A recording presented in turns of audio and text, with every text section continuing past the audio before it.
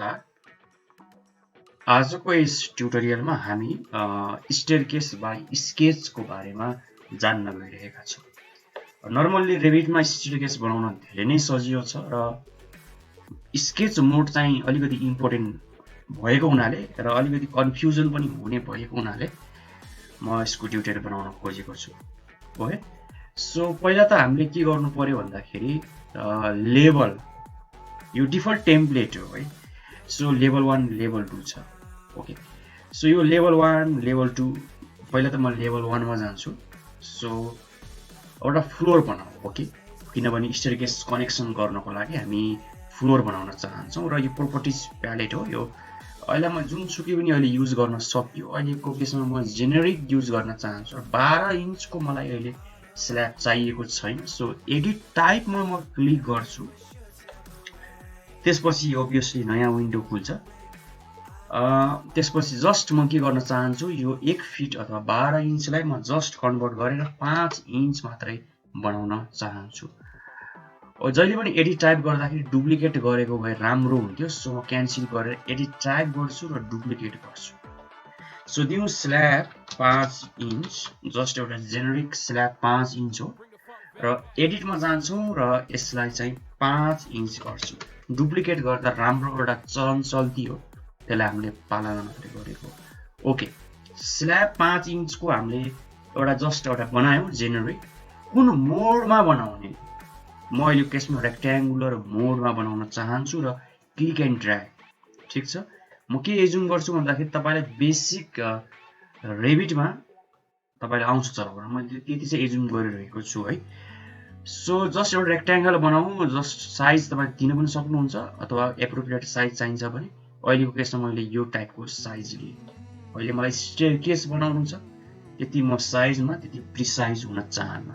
यो हरियो टिक मार्कमा लगाउनु भनेको कन्फर्म गर्नु हो र हामी 3D मा हेरौँ। यो लेभल 2 हामीलाई अहिले चाहिएन। 3D मा क्विक एक्सेस टुलबार भन्छ यो बारलाई, र हामी 3D मा क्लिक गरेर 3D मा हामी देख्न सक्छौँ। यो लेभल 1 मा बनेको स्ल्याब हो, जुन चाहिँ 5 इन्चको थिकनेस रहेको छ। अब हामी के गर्न चाहन्छौँ, लेभल 2 मा पनि मलाई स्ल्याब बनाउनु पर्ने हुन्छ, तर मलाई एउटा सर्टेन गाइडलाइन मलाई भएको भए राम्रो हुन्थ्यो। सो तपाईँले स्केचअप चलाउनुहुन्छ, त्यसमा राम्रो गाइडलाइन हुन्छ, टेप टुलले तान्न सकिन्छ। त्यस्तै प्रकारको पनि रेभिटमा गाइडलाइन छ र म कम्पेयर गरेर यो भन्नुको कारण के हो भने म के एजुम गर्दैछु भन्दाखेरि तपाईँलाई स्केचअप पनि आउँछ। सो यदि स्केचअप चलाउनु भएको छैन भने त्यसमा एउटा टेप टुल हुन्छ। त्यो टेप टुल जस्तै कुरा हाम्रो रेभिटमा पनि हुन्छ है। सो यो रिफरेन्स प्लेनको सहायता एकदमै काम लाग्छ। एउटा प्लेन हो, टप भ्यूमा एउटा लाइन आउँछ। यसलाई युज गर्नु होला, यसलाई युज गर्न झन्झट नमान्नु होला, एकदम काम लाग्ने कुरा हो यो रिफरेन्स प्लेनको यो कुरा। ओके, जस्ट मैले यहाँ एउटा लाइन ताने, जस्ट सिम्पल। नाम पनि दिन सक्नुहुन्छ क्लिक गरेर है। नाम दिउँ अब जस्ट गाइड भनेर अहिलेको केसमा। सो यो गाइड हाम्रो जस्ट एउटा यो रिफरेन्सको रूपमा भयो यो जस्ट। ओके, अनि फेरि हामी एउटा स्ल्याब बनाऊ। सो हामी फेरि आर्किटेक्चर ट्याबमा जान्छौँ। यो ट्याब भन्छ यसलाई, structure tab, steel tab, system tab. आर्किटेक्चरमा जाउँ र हामी फ्लोरमा जान्छौँ र फ्लोर आर्किटेक्चर चुज गर्छौँ र बाई डिफल्ट हाम्रो अघिकै स्ल्याब आउँछ। यो गाइडलाइन तानेको सहायतामा हामी एउटा रेक्ट्याङ्गल बनाउँछौँ। ठिक छ, र ओकेमा क्लिक गर्छौँ। त्यो भनेको हरियो टिकमा।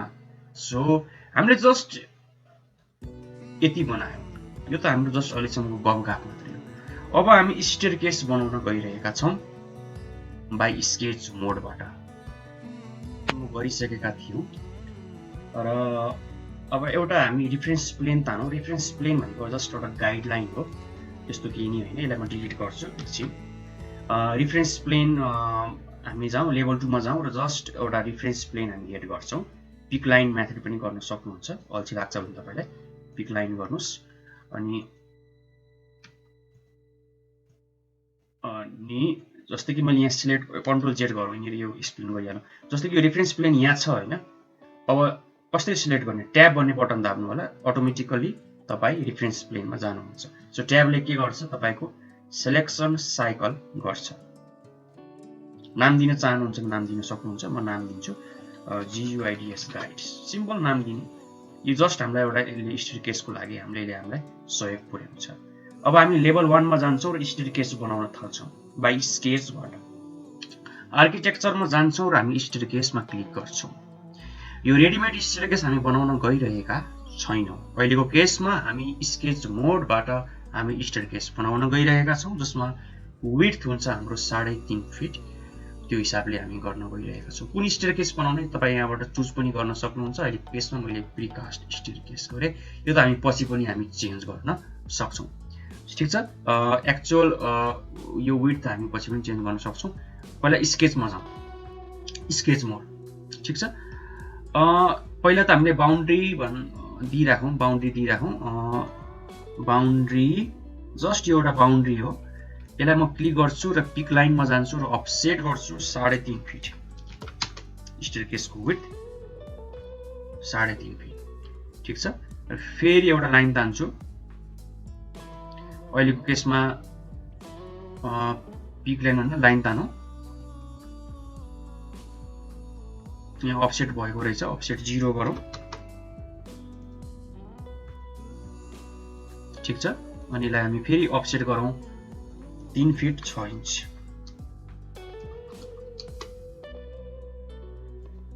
ठिक छ, अब यसलाई ट्रिम एन्ड एक्सटेन्ड गरिदिउँ। Trim and extend, okay. So अब के गर्नु पर्यो, जस्ट बाउन्ड्री हो, हामी यसलाई पछि एडिट गर्नै पर्छ। देख्न सक्नुहुन्छ 0 राइजर 18 रिमेनिङ, हाम्रो 18 वटा राइजर बाँकी छ भन्छ। सो राइजरमा जाउँ र लाइन मेथडमा छौँ हामी।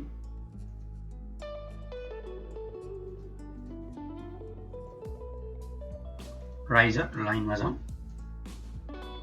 ठिक छ, अब हामीले के गर्नु पर्यो, पिक लाइन मेथडमा जाउँ, अफसेट 1 फिट, प्रिभ्यू आउँछ अनि क्लिक गर्नु होला। मेरो माउस डबल क्लिक भएर झुकेर पिक लाइनमा जाउँ 1 फिट। ठिक छ, प्रिभ्यू क्लिक।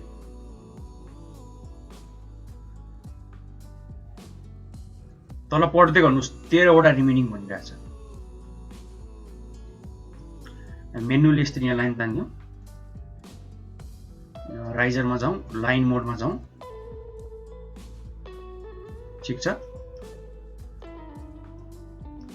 अनि यसलाई पिक लाइनमा जाउँ, अफसेट 1 फिट, बाउन्ड्रीमा गएर चाहिँ कलर हेर्नु होला है। हरियो भनेको तपाईँको बाउन्ड्री हो, कालो भनेको तपाईँको राइजर हो। कलर चाहिँ एकदमै ध्यान दिनु होला। फेरि कहिलेकाहीँ फेरि बाउन्ड्री एड गर्नुहुन्छ राइजरमा है, समस्या पर्न सक्छ।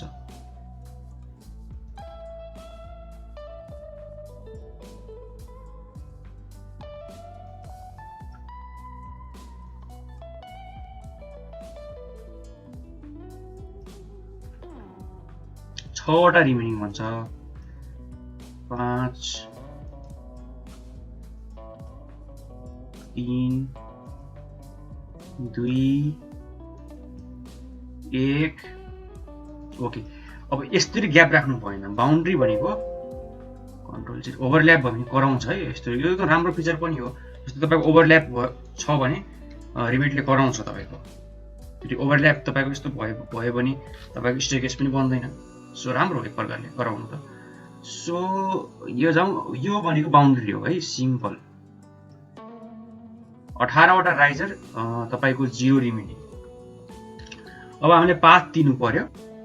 एउटा रिफरेन्स प्लेन एड गर्छु, जस्ट एउटा आर्किटेक्चरमा जान्छु र रिफरेन्स प्लेन एड गर्छु यो मिड पोइन्टबाट अनि यो मिड पोइन्टबाट। ठिक, जसले गर्दा मलाई पाथ दिनेमा सहयोग पुर्याउँछ। स्टेयर्स पाथमा जान्छु।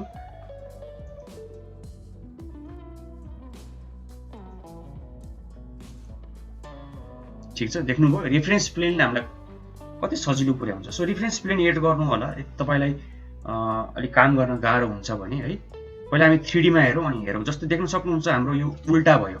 फ्लिपमा क्लिक गर्नु होला, फ्लिप, सकिहाल्यो। यही हो हाम्रो स्केच बेसबाट हामीले स्टेयरकेस यसरी बनाउन सक्छौँ। फिनिस गरौँ। अब यो कुराहरू भन्यो अनि यसरी चाहिँ बनाउने हो। मेन कुरा भनेको तपाईँले स्केच बेसमा तपाईँले 3टा कुरा दिनुपर्ने हुन्छ। नम्बर 1 भनेको तपाईँको अभियसली बाउन्ड्री भयो, त्यसपछि सेकेन्डमा तपाईँको राइजर भयो र थर्डमा तपाईँको स्टेयर पाथ भयो। र आफ्नो अमूल्य समय दिएर यहाँसम्म ट्युटोरियल हेर्नको लागि धेरै धेरै धन्यवाद। र च्यानलको ग्रोथको लागि please like, share and subscribe अवश्य गर्नुहोला। Thank you very much.